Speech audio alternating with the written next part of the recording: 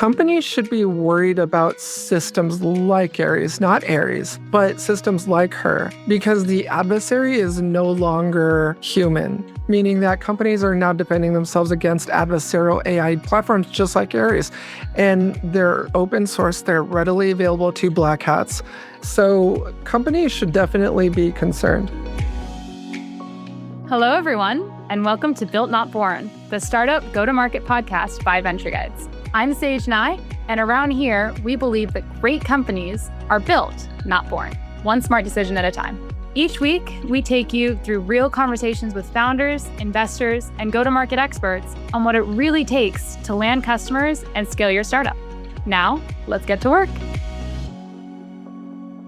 Hello, and welcome to Built Not Born, the podcast where we dive into the real stories behind startup execution, venture capital, and go-to-market strategy. I'm Sage Nye, venture partner at Venture Guides. And today's podcast guest has spent her entire career breaking the rules. She started by getting arrested for hacking the government as a teenager. She then spent time advising the Pentagon, and now her AI self-clone tells you where your enterprise IT estate is vulnerable to being attacked by people like her. Is she the real-life Harley Quinn from Suicide Squad, or will we all be falling for Skynet in the next couple years? Tune in to find out. Alissa Knight is a 26-year-old veteran of offensive security, a two-time founder with successful exits, and the CEO of Assail, where she personally built a 14 billion parameter AI model designed to autonomously hack APIs, mobile apps, and web applications. Her research has been cited on Capitol Hill. Her hacking gear is in a museum. We're not sure if we're actually talking to Alissa or Ares, your AI model, but either way, welcome to the show. Thank you. I know that we could spend the entire show talking about you. Do you mind giving the audience a little bit of background about yourself? So was going to school one day when I was 17, and law enforcement was waiting there to arrest me for hacking to a government network. And so I feel like this is every hacker's sort of growing up story, is arrested for hacking, but that was me. The charges were dropped and went to go work for the U.S. intelligence community in cyber warfare shortly after.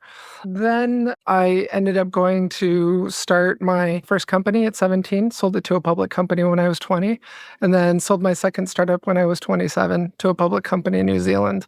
So it's been a journey. No kidding. There are so many details to unpack there. But I do want to quickly start with just a little bit of the perspective shift for you. What was it like to go from being arrested to then working for the government, trying to catch bad actors? And now that you're working on your Ares or AI model, which I want to spend more time on as well, has that influenced how you think about Ares?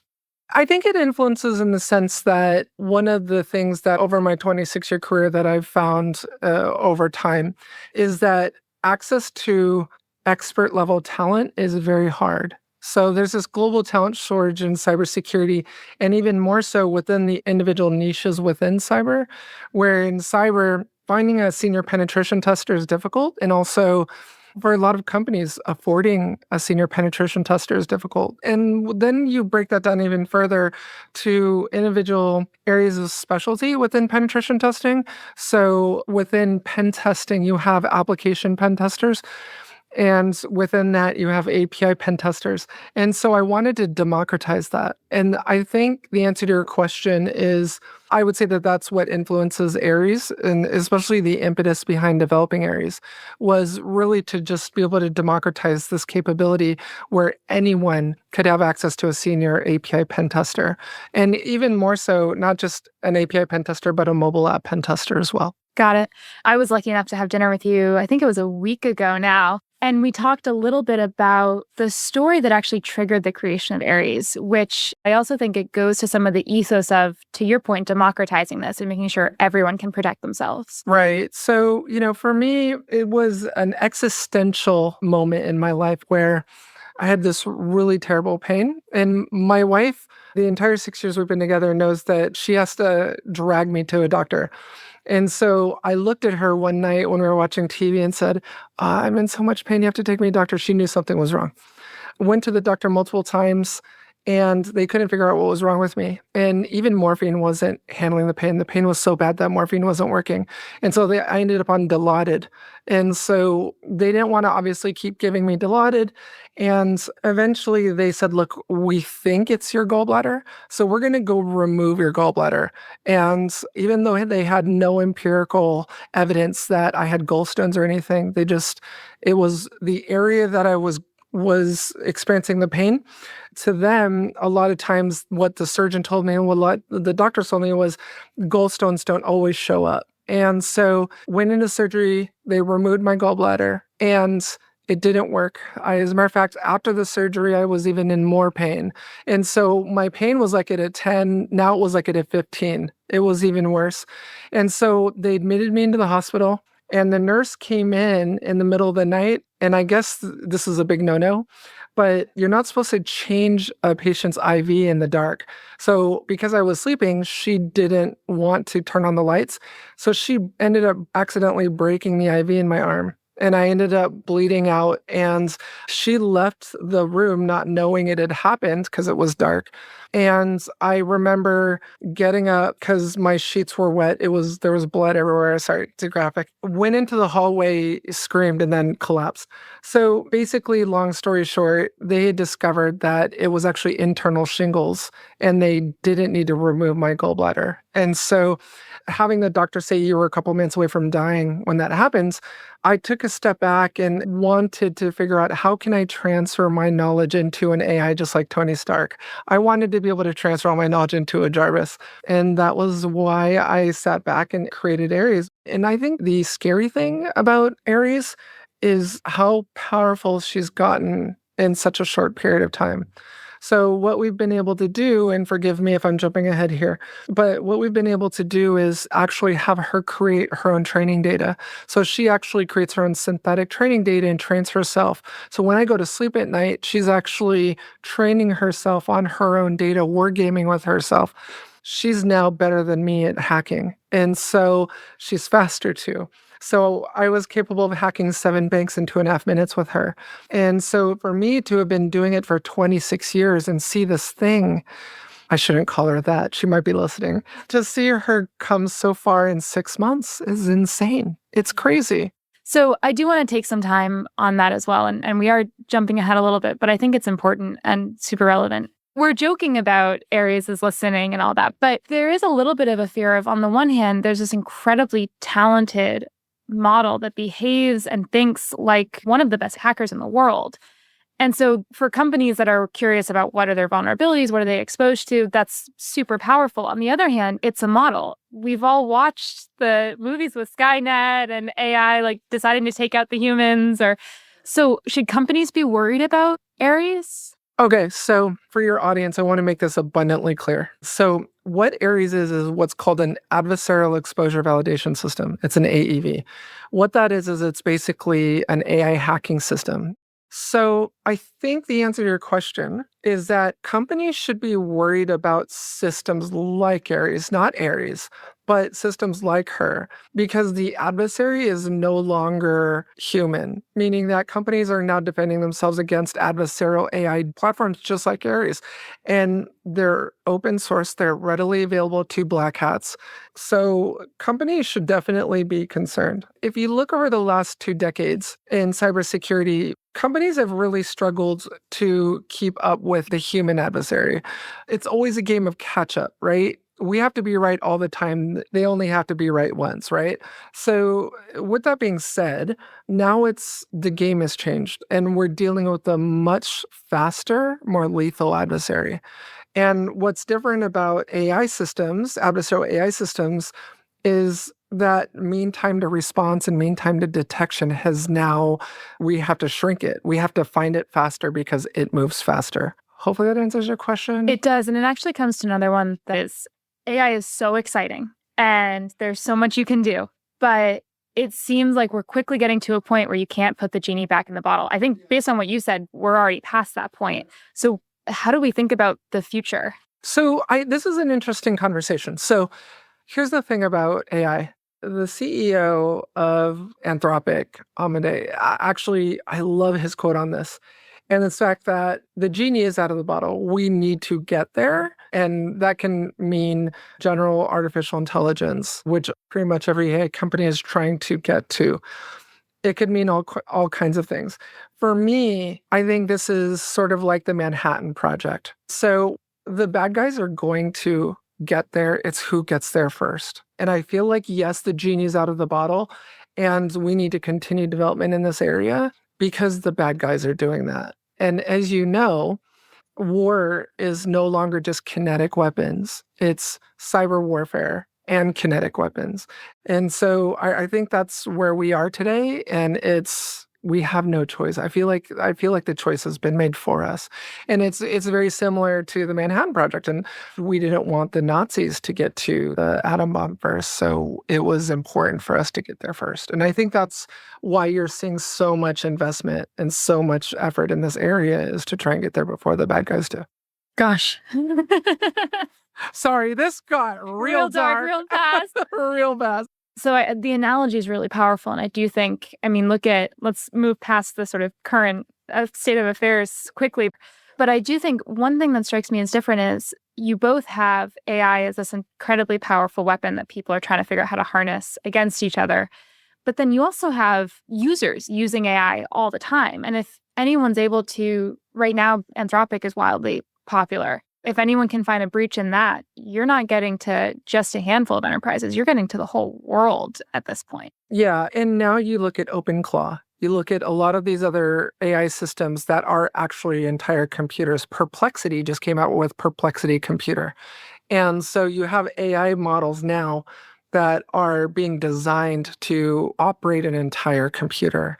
And so things are changing really, really quickly. I was just having a conversation about this the other day, and the fact that things aren't advancing every year in AI. They're not advancing every month. They're advancing every day. Like every morning, I have to quickly turn on YouTube and what's going on now while I was asleep.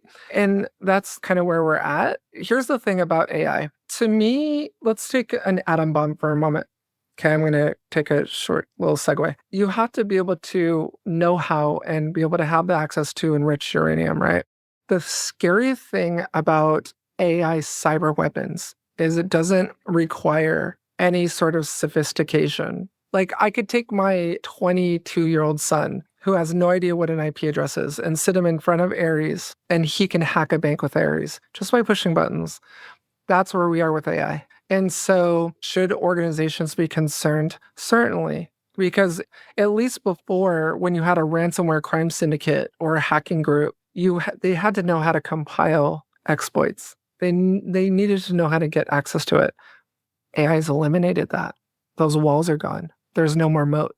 So what does the future of vulnerability threat management look like then, if anyone can break into things? Okay, so I think the future is we are going to move from being engineers in the sense that you have a penetration tester, you have a software engineer. I think we're going to move back into the role of computer operators, and we're going to be operating AI.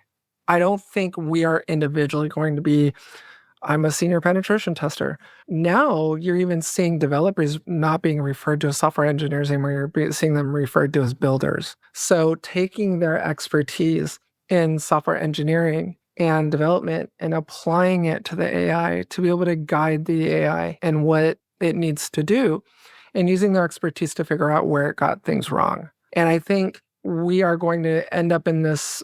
I think the future is we as humans are going to get more into a supervisory role, where even you, Sage, are going to walk up to your computer and say, you'll pull up an AI prompt. I need a PowerPoint for a pitch deck for this technology, and I need it in 30 minutes. And your computer, which is being operated by the AI, is going to go and create that document for you. And we're already there. You can already do that. But I think more and more of these specialty areas are going to get replaced by an AI model. So I think that's the future. And if we can fix a lot of the problems and make life better through AI, then why not? Yeah. And I guess there is an element here that while AI does make some jobs less relevant, it also helps people who maybe don't know how to code interact with computers more. Oh, yeah, completely. Bring more people in. Think about it. We're now in a world where before, you're probably too young to remember this, but at one point, when I walked up the hill both ways, we would go to store and buy software that we needed. We're now in an era where if you need a software for something, you can just, I hate to use the word vibe, I hate that term, but, agentic coding or have, AI coding write it for you. We're now in an era where, if you couldn't afford, because you're a startup and you can't afford to pay for something like HubSpot, you can go in there and actually create something just like HubSpot in minutes. I mean, we live in a very exciting time. It's very powerful. And it's going to be interesting to see how this affects software companies. And the fact that if I wanted to, I could sit down and make Microsoft Word, a word process. That's insane. Okay, so I have a question for you. You have this great quote I remember from when we first met you about hacking in your mind is not necessarily just bad guys breaking into things. It's getting a program or an application to do something that it wasn't intended to do. Very good. It stuck with me. It was a great quote. And now let's roll the tape forward a couple of years who are using AI to interact with everything, all different types of apps and software and computers, but they don't necessarily know how software is supposed to interact or how they're supposed to interact with it. So we could have a whole new world of maybe not vulnerability hacking, but like hacking software just because we're trying to come up with new ways and creative ways to use it. Yeah. I mean, look, here's the thing. And that's the thing about hacking is, and that's why I love my perception of what hacking is, and that it's really just doing something the developer didn't intend. And if you think about it, if you look at cybersecurity or hacking in that way, you start to realize that hacking can be applied to anything. I mean, hacking can be anything. And so I think it's insane to think about, like, forgive me, I know I've talked to you about this before, but cell phones started out really big. What happened over time? They got smaller. The same thing's happening with AI. Models are starting huge. They're like 1 trillion parameters. They're 500 billion. And now they're getting smaller and smaller. And we're trying to figure out where can we put an AI model. Just yesterday, it was announced, and I can't remember the name of the company, but they announced the ability to be able to fit their AI model on something as small as a Raspberry Pi, like a little 800K model. That's insane. Like, if you think about it, because you're talking about being able to put that on something that is an ASIC processor that's running just a little, God, that's less than a meg. I think it was like less than a meg. It was insane. You can put that on glasses. You can put that on, in an earring, whatever. I mean, we're going to look for all sorts of innovative ways to where we can place an AI model. And I think the requirement for compute is also going to go down. And it's happening fast because we're trying to figure out how to burn less power, because so much power is being required to power these data centers and power these models. And unfortunately, countries like China are well ahead of us as far as electricity production. So the United States is behind. So and I always say, necessity is the mother of all invention, is that because we are behind, we have to figure out how to consume less electricity with AI. And it's a necessity. And so models are going to get smaller. Consumption of electricity is going to get smaller. And we're going to figure out every which way, every part of life that AI is going to alter and change. So it's a really interesting time that we live in. And sorry, to circle it back to your question, I mean, hacking is going to come in new forms everywhere. I mean, especially with AI models, and that's actually what we're looking at right now with Aries. So in the next version of Aries, we're actually training her on how to hack other AIs. Now we're going to have her hunt down other AIs and actually hack other models. So when people talk about AI is not super creative and it's just learning from the entire internet and copying patterns and stuff, your point is that's actually, maybe some models are, but that's actually not true if you think about it the right way. Yeah, and I've heard that quote, and I was listening to this interview of someone who was talking about that about a week ago on YouTube, and I didn't agree at all with any of the person that was being interviewed. When people say that, I feel like they're people that don't understand it enough. So they're looking at it as like, oh, it's all derivative work. It's all derivative work. Like it's based on this Disney cartoon or it's based on this paper. But if you really understood the way these models work, you would not look at it that way. It's because it's very antithetical to what's happening with AI. and how AI models work, especially supervised learning models and unsupervised learning models.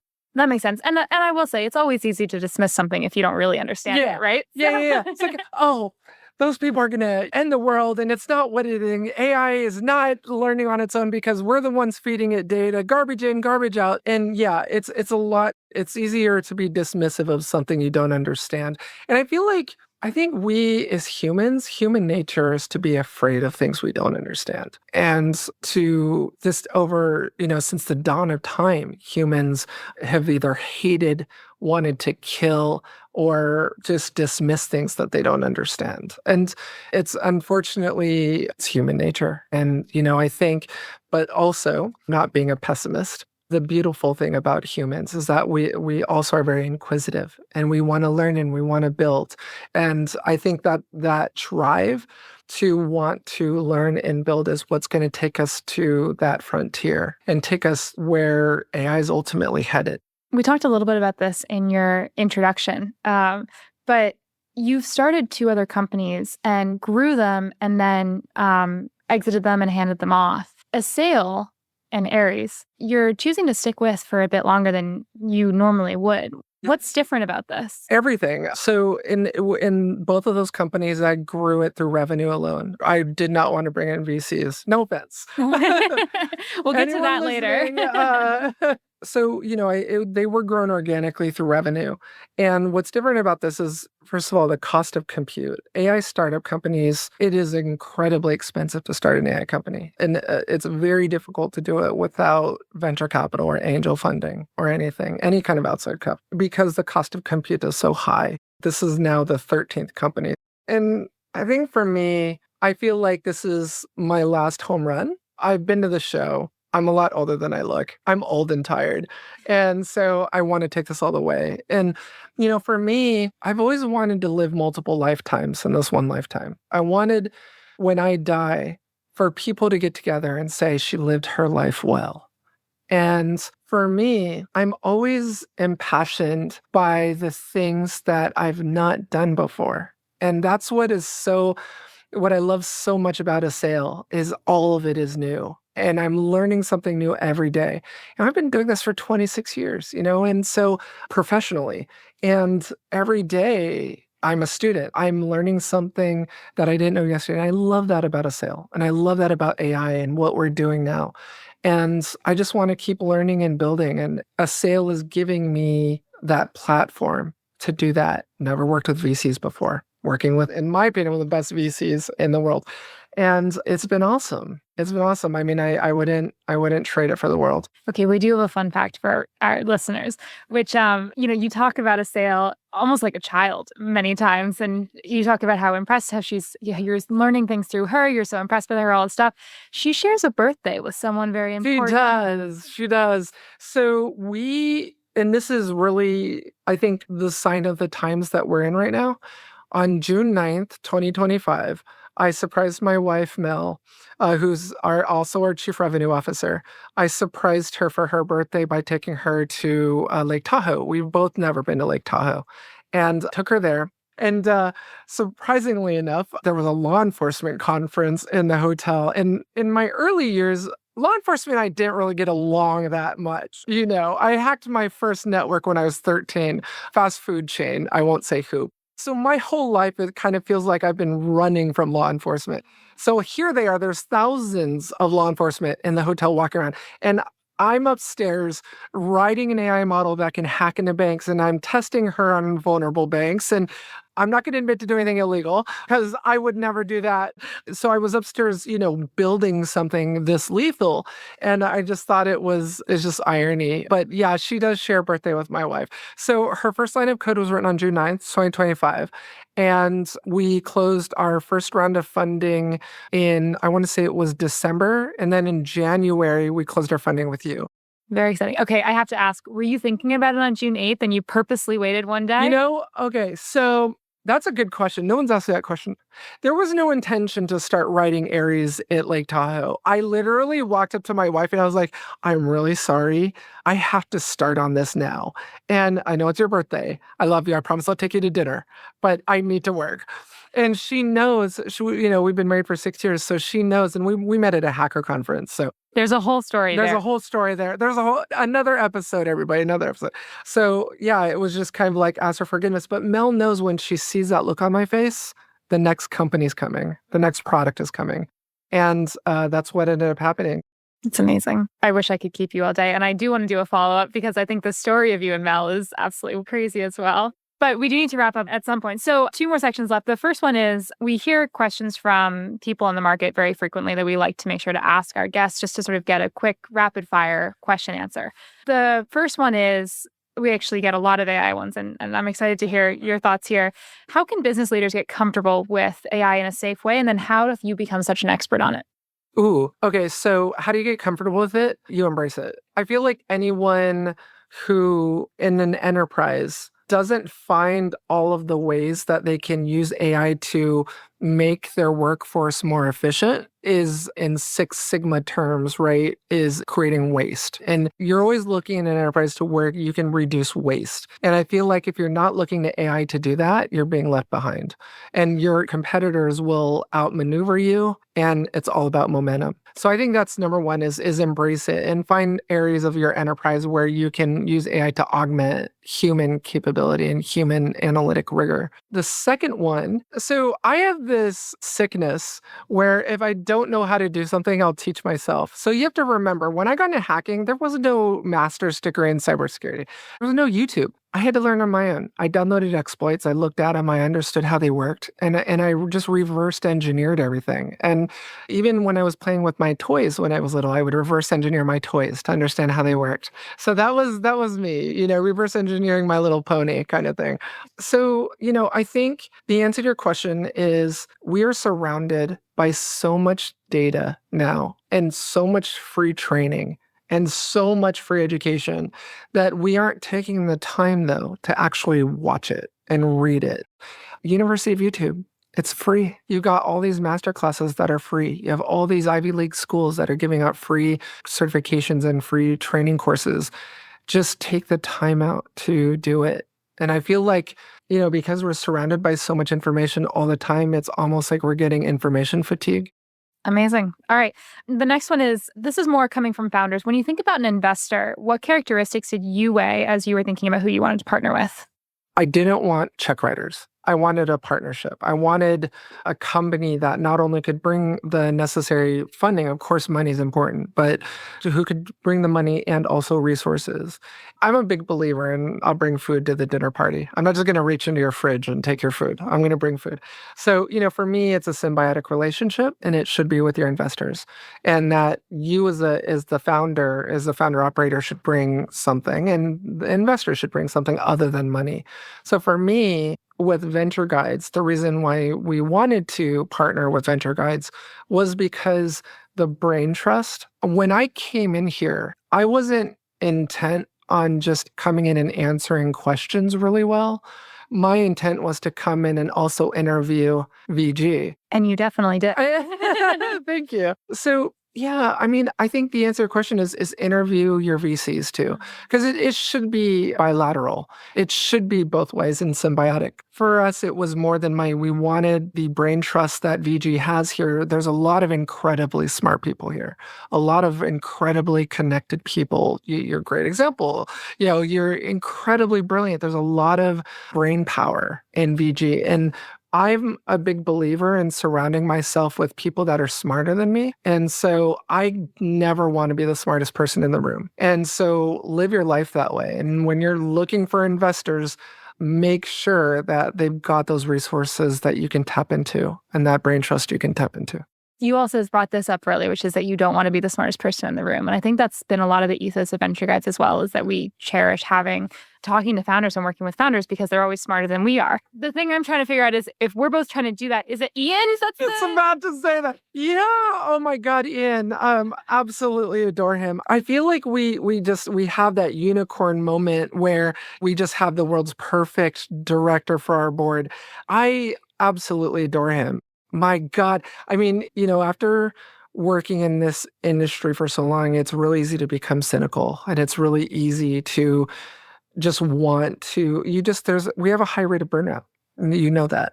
And I'm really confident. I know he can take us to that next level. And I think, and to kind of go back to your earlier question, I think also founders, when they're considering a venture capital fund, also what's the technical prowess and the capabilities of the person that the VC fund will put on your board? That is so important.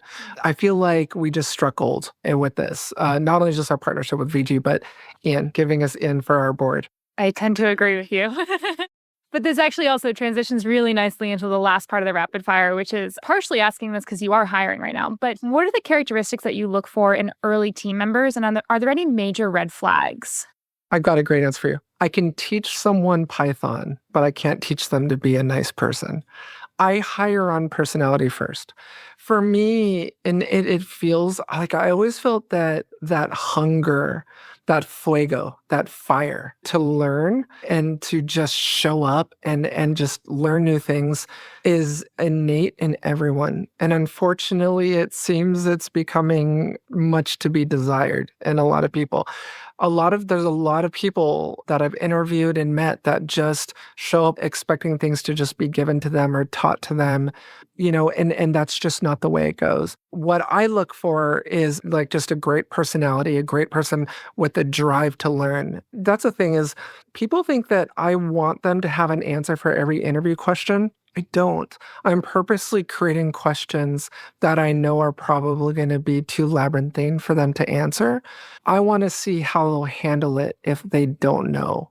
And it feels like I don't know what happened. I'm a Gen Xer. I don't know what happened in these recent generations, but it feels like we're teaching our kids that it's not okay to not know. I want to see my candidates say, I don't know the answer to that question, but I know how to find it. I know where to go. And I think that's, to me, worth more than knowing the answer. Because if you know how to go find the answer and you know how to research it and put in the elbow grease to research something, you're going to learn a lot more learning it on your own than having someone tell you or having AI tell you. Okay, I just have to share, but this is reminding me of my first conversation with Ian when we were talking about as he was joining our team, do you think you can learn this? And he goes, yeah, I mean, in his Ian way, where he's like shrugs his shoulders, kind of smiles at you. Yeah, I mean, I don't know it, but I know I can learn it and I'm going to work really hard to learn it. And I do think that confidence of both not knowing, but knowing that you'll learn it and the confidence to figure it out is something that I worry is missing a lot too. Yeah, self-confidence it's not in everyone, and it's such an important thing to have.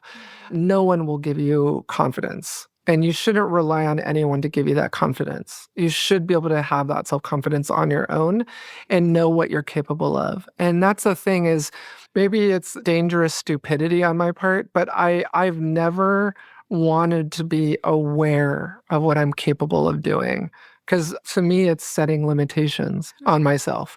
Because, you've probably heard people say, oh, that's way beyond my limitations. There's no way I can do that. And I think those self-limiting statements is really kind of psychologically, it psychs us out for not even trying. I feel like we easily have 10 or 15 more episodes. We could do a whole nother year of just the two of us. Yeah, I'll come back. Let's nerd out some more. Okay, well, before we wrap up, I do have two questions for you. The first one is, and maybe it was the story of walking into the lobby and seeing that it was a law enforcement conference, but if we had to force you to pick one, what is one of your favorite memories of creating Aries? Okay, so when I was developing Aries, I thought it would be cool to actually tie a video avatar to her and a voice. So I was downstairs and Mel was upstairs.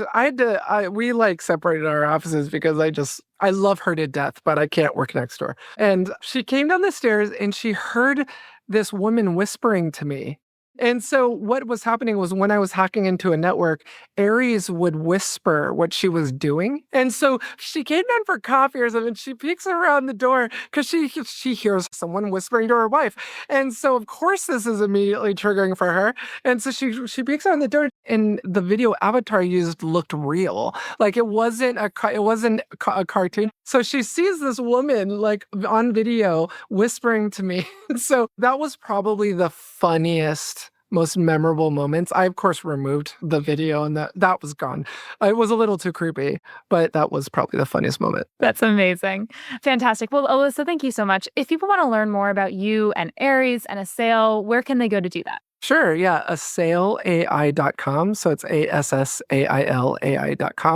And also on LinkedIn. Feel free to reach out to me on LinkedIn. I'm also on Twitter/X and nothing but food photos on my Instagram. So I wouldn't recommend that. All I do is take pictures of my meals. Awesome. Well, thank you so much. This has been really fun. I'm already looking forward to the follow-up episodes.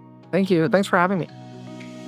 Built Not Born, the Startup Go-to-Market podcast, is brought to you by Venture Guides. To find out more about Venture Guides and how our Venture Capital Plus guiding model helps early-stage startups build scalable go-to-market strategies and grow faster, visit ventureguides.com. And then make sure to search for Built Not Born in Apple Podcasts, Spotify, YouTube Podcasts, or anywhere else that you listen. Hit subscribe so you don't miss any future episodes, and we look forward to building with you. On behalf of the team here at Venture Guides, thanks for listening. Until next time, keep building.